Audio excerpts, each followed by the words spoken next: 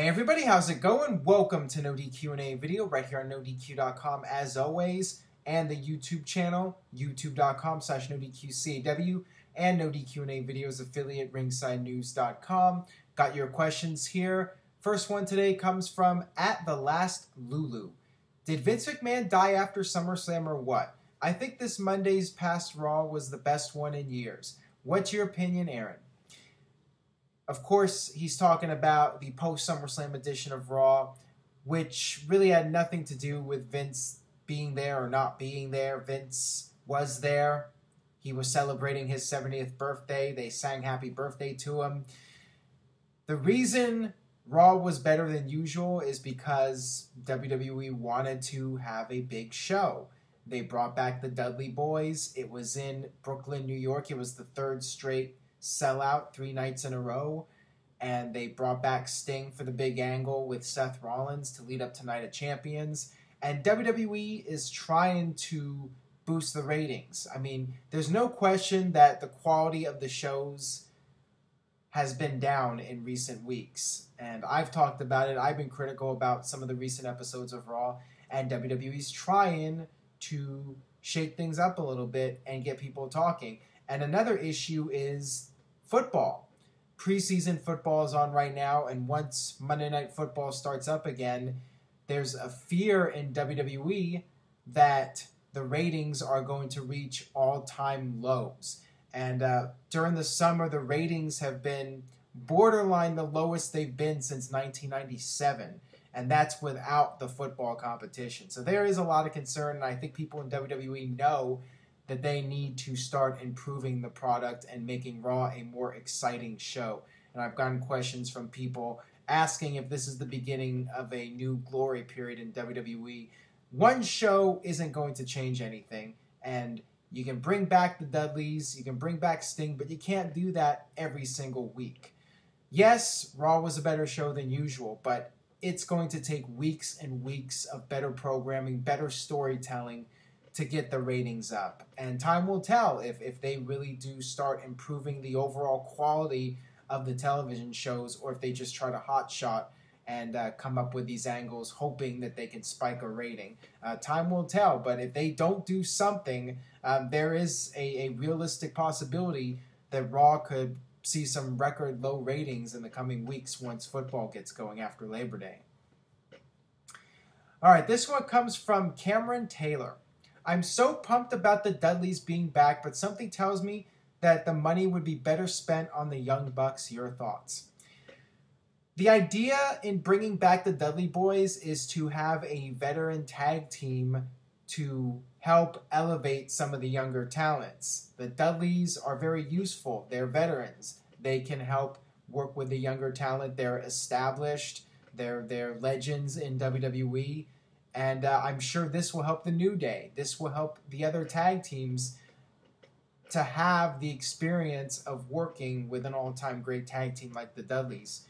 And it's just great for them to be back. It's good business. They already got the T-shirts up on the WWE website.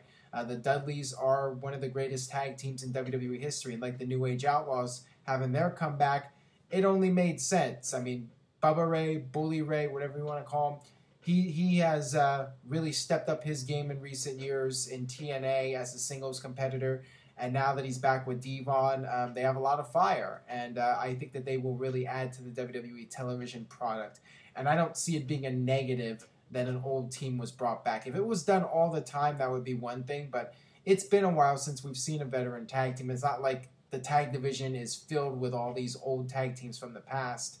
The Dudleys they're the first tag team that's been brought back since the New Age Outlaws, and that was a couple years back. But yeah, it might be a good idea to bring in the Young Bucks, and I would be surprised if we don't ever see the Young Bucks in WWE, because there's so much hype about them on the indie scene, and JBL keeps referencing super kick parties on Raw, so they're definitely on WWE's radar. And it would not surprise me if one of these days they ended up in WWE, as they should. I mean, going back, I remember 2006 seeing the Young Bucks at indie shows, and they stood out back then. and then they went to TNA, became Generation Me, and they've been doing all this stuff on the indies, PWG and ROH. They've really established themselves as one of the top, perhaps the top indie tag team in the United States. So I would be shocked if they didn't end up in WWE eventually. All right, this one comes from Paul. If the Dudley Boyz will face the New Day, do you think WWE will bring Spike back? That is interesting because you have 3 members of the New Day, but you only have 2 members of the Dudleys. That would be interesting. I haven't heard about Spike being active lately in the wrestling business, so I don't know if WWE would bring him back or if he even wants to come back at this point. But that would certainly be a nice cameo, and it would make sense for storyline purposes to even the odds by bringing Spike back to the fold and having it be 3-on-3 against the New Day. We'll just have to wait and see what direction the storyline goes in, and if they want to do something like that. But right now they're going to focus on the 2-on-2 aspect of it with the tag team titles, feuding over the titles. But we'll see. We'll see what happens in the future. Maybe they'll have a new 3rd member of the Dudley Boyz. I mean, never say never. There's always a possibility they could bring in somebody as a brand new member of the team. Hopefully not like a Draws being a 3rd member of LOD. That would not be good. But maybe they could bring somebody in from developmental to be a new Dudley Boy. Who knows? All right, this one comes from Harry Flynn. Who is the greatest wrestler that has never competed in a WWE ring, and do you think NXT should get a TV championship? Well, when you say greatest wrestler that has never competed in a WWE ring, are you talking about somebody from Japan or Mexico, or somebody who has wrestled in the United States? When you look at wrestlers that have been in the U.S. that have not worked in WWE, it's really hard to say because just about every big name has worked for WWE, and the most notable guys that were not in WWE, Sting, Jushin Liger, they ended up working in WWE this year. I would probably go with Austin Aries. I mean, I was going to say Bobby Roode, but he actually did work some dark matches. I think he worked a Sunday Night Heat or Jacked or whatever, a few of those shows. So I don't know if you want to count that or not, but if you're not counting that, I would say Bobby Roode and Austin Aries would certainly be at the top as well of the greatest wrestlers in the United States that have never worked in WWE. And obviously, there's tons of guys in other promotions in Mexico and Japan that there's just so many of them that have never wrestled in WWE. And regarding an NXT TV championship, I don't really feel that's necessary, and NXT isn't exactly on TV. It's on the WWE Network, so it really wouldn't make sense. Maybe you could have an NXT Internet Champion, but I don't really feel you need it unless NXT really continues to evolve as a brand, and if they expand the time of their television shows, if they go to 2 hours every week, which as much as I like NXT, I think that would be overkill. There's already too much WWE programming as it is, and I'm not really a fan of them adding more programming and more titles. I feel it would be a little bit overkill to do that. All right, this one comes from Wrestling Society. Do you think Dolph Ziggler needs to be pushed to the main event? If so, as a heel or a face? Unfortunately, I think that the ship has sailed with Dolph Ziggler being a main event superstar in WWE. If it was going to happen, it should have been done in 2012 when he cashed in Money in the Bank the night after WrestleMania and got that huge reaction. He had so much momentum at that point, and then he got injured. He lost the title. They did the Alberto Del Rio heel turn, and they didn't go anywhere with Ziggler after that. That's really when he had all the momentum. And now, I mean, I just think it's pretty much gone, and he's going to be in the spot that he's currently in, and that's as far as he's going to go in WWE. Now, clearly, he's okay with that because he signed a new deal, and I guess part of the perks is he gets to do outside projects besides WWE, so he can still do his WWE schedule and then do other things. If that's what makes him happy, then maybe it's okay that he doesn't get that main event spot. The only way I see it happening is if there's a series of catastrophic injuries to top stars, and Ziggler's the only guy, the next guy in line. He's probably like 4 or 5 guys down the ladder that they would consider pushing at the top.